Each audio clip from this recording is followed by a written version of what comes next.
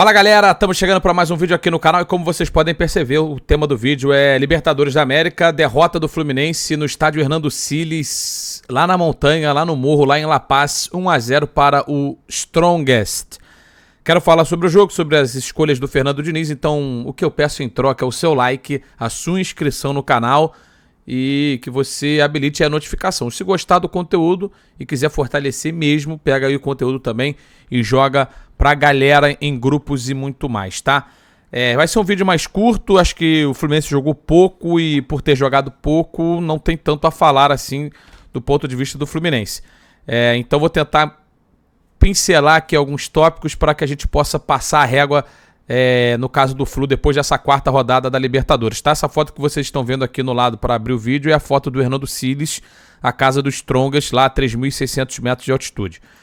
Bom, vamos lá para o Instagram do Fluminense. Eu quero dizer o seguinte para vocês, tá? Enquanto a gente vai fazer esse tour aqui com os jogadores do Fluminense no Hernando Siles em La Paz, antes de falar do jogo, eu quero comentar sobre um tema que para muitos é um tema sensível e muitos têm a opinião de que não se deveria jogar na altitude, especialmente a altitude extrema, como é o caso de La Paz, 3.600 metros, um dos lugares mais hostis em que se joga futebol. Eu já dei essa opinião outras vezes, em outras gravações aqui no canal, em outros vídeos e em outras lives, mas eu vou reforçar aqui o que eu acredito, tá? Pra mim é o seguinte, os caras são de La Paz, eles moram em La Paz, eles vivem a 3.000 e tantos metros de altitude, eles vivem a 3.620, 25, algo assim, metros de altitude. Então, se a gente quer que o futebol seja realmente o esporte global como ele é, a gente tem que aceitar que o futebol é jogado em diversas cidades diferentes, em diversas condições climáticas e características diferentes. Então você vai ter algum lugar onde a umidade é muito alta e fica mais difícil jogar, outro lugar onde a umidade é muito baixa, o teu nariz vai sangrar de tão seco que é e você vai ter dificuldades com isso. Você vai jogar em lugares onde faz muito calor, em lugar onde é muito frio, enfim, você vai enfrentar todas essas adversidades. E me parece óbvio que os times e jogadores e cidadãos, de última forma, que estão habituados a viver nessas condições, eles vão ter algum tipo de benefício, vão ter algum tipo de vantagem, tá? O que chamam de doping geográfico aqui no caso do Strongest. Eu sou a favor que se jogue sim na cidade natal das equipes e dos clubes.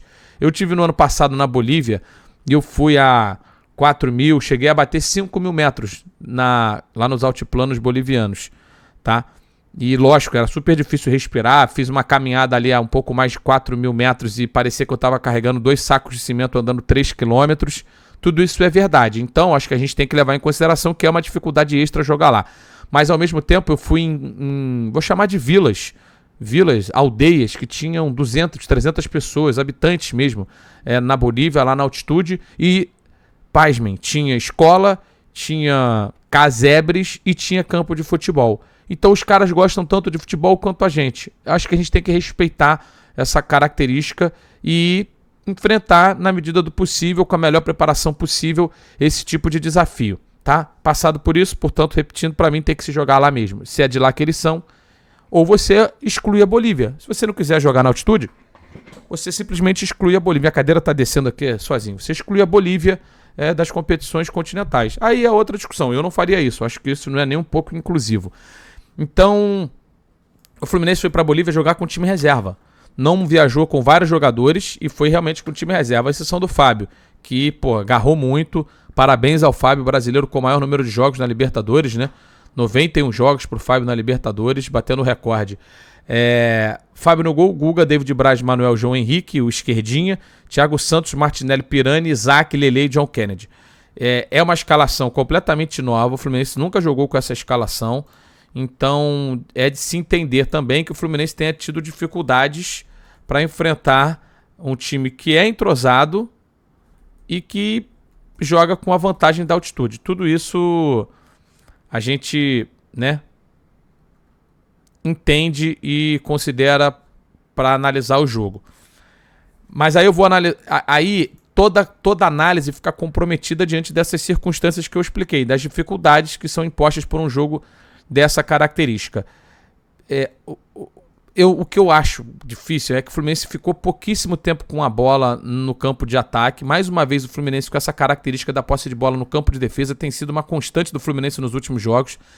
E isso tem realmente complicado a vida do Flu. O Flu tem chegado pouco, mas eu achei que o mais problemático do jogo todo foi tomar um gol de bobeira absoluta da defesa aos 4, 5 minutos. A defesa do Fluminense dormiu numa cobrança de escanteio, que não foi bem feita.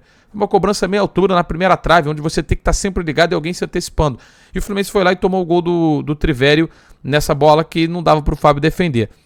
A partir dali, todo o jogo fica condicionado. Se o Fluminense joga bem e consegue um gol, o máximo que você tem é um empate. E não foi o que aconteceu. Eu acho que o Fluminense, no final das contas, competiu. Tá? Dentro do que dava para ser feito, o Fluminense competiu contra um adversário que chuta várias bolas de fora da área, que pressiona, que não fica especulando muito com a bola, que vai de maneira direta sempre te atacar. Então o Fluminense perdia a bola, o Strongest vinha para atacar, vinha para castigar.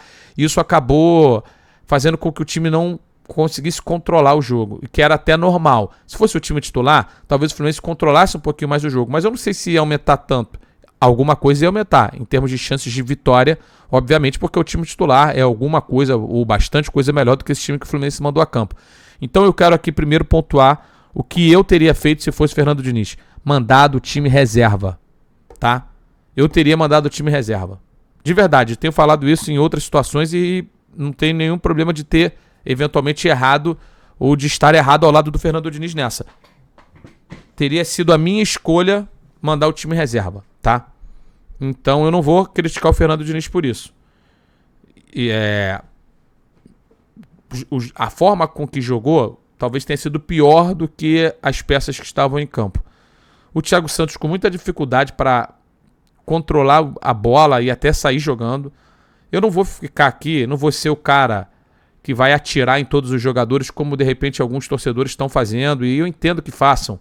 Mas o meu papel é um pouco diferente e eu enxergo que as coisas não são tão, assim, preocupantes ou barra... É que os caras não são tão ruins assim como alguns falam, entendeu? Mas assim, o Thiago Santos ele tem dificuldade nessa iniciação de jogadas para o time do Fluminense. E aí com o David Braz e com o Manuel ainda buscando o ritmo, a saída de bola do Fluminense ficou muito comprometida. E com o Martinelli também buscando o ritmo. Então tudo isso dificultou muito o jogo e talvez até a estratégia do Fernando Diniz para o começo da partida e para o primeiro tempo. E ainda mais você tomando um gol no começo do jogo. E aí o Fluminense até teve uma boa chance com o Lelê, uma outra boa chance com o John Kennedy. E foi isso que me deu a sensação de que o Fluminense fez um primeiro tempo de competitividade. Jogou bem? Não necessariamente jogou bem, mas ele conseguiu competir contra o Strongest. Ele conseguiu finalizar 5 bolas no primeiro tempo. Nenhuma foi no gol. Esse é um problema que o Fluminense precisa corrigir.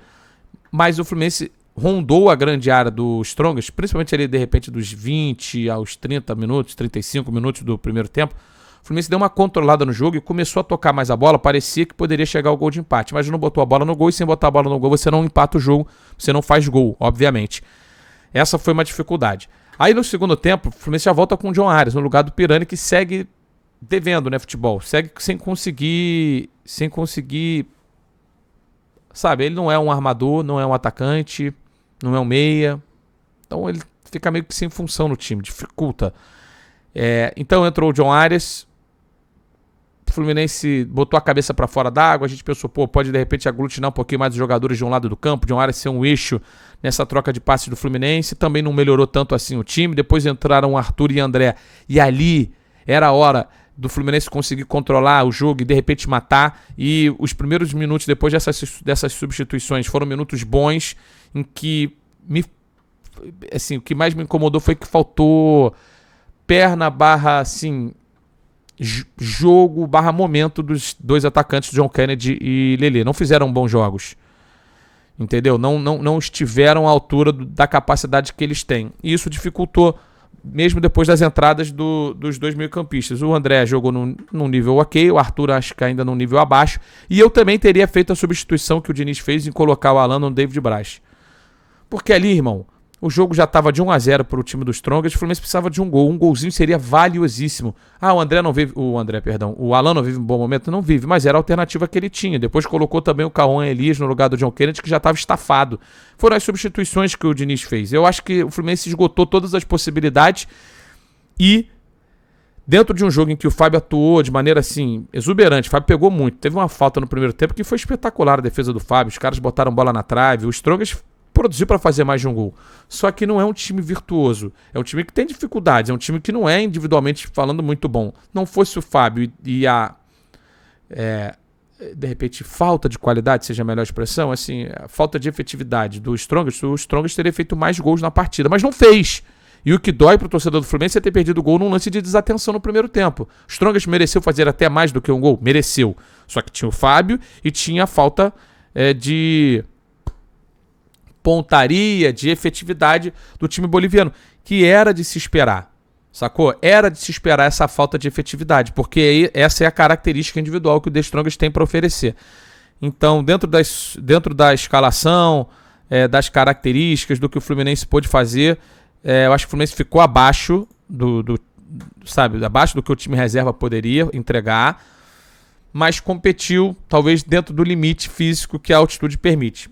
Um resultado ruim, um resultado que pode fazer com que o Fluminense chegue na última rodada precisando de vitória contra o Sporting Cristal em casa, porque vai enfrentar depois, na quinta rodada, o River Plate fora. O jogo está rolando, esse vídeo está sendo gravado antes do resultado final do jogo do River contra o Sporting Cristal. Dá uma embolada no grupo, jogar na altitude é muito difícil, o Fluminense ficou devendo, mas resumindo o vídeo, das escolhas do Diniz, eu teria também acompanhado, e também teria feito a escolha do time reserva para jogar lá na altitude, teria feito talvez todas as substituições que o Diniz fez. O que me desagradou mais foi um pouquinho da atuação, individualmente falando, dos atacantes e da falta de controle dessa posse de bola no campo de ataque. De resto, é um pouquinho do que a altitude permite. E repito, eu sou a favor que se jogue onde o time da onde o time da onde os caras moram, da onde as pessoas vivem. Futebol é isso também, tá? Final das contas, fim de jogo, Strongest 1, Fluminense 0. Domingo o Fluminense enfrenta o Corinthians pelo Campeonato Brasileiro e precisa melhorar as atuações em relação ao que vinha fazendo antes. Não estou nem analisando aqui o contexto da altitude, estou falando dos jogos anteriores. Flamengo, Cuiabá, Botafogo. O Fluminense precisa jogar mais do que veio jogando nesses 3 jogos. Vamos ver se a entrada de um time todo reserva permite ao Fluminense voltar um pouquinho do nível físico, concentração, tático, técnico que teve em boa parte ou grande parte da temporada. Deixe seu like, se inscreva no canal. Com essa bonita imagem aqui do Hernando Siles, um céu azul na Bolívia, a gente encerra esse vídeo, beleza? Se inscreve, deixa o like, comenta o que você achou das escolhas do Diniz, do jogo e tudo mais. E até uma próxima. Tamo junto, valeu galera!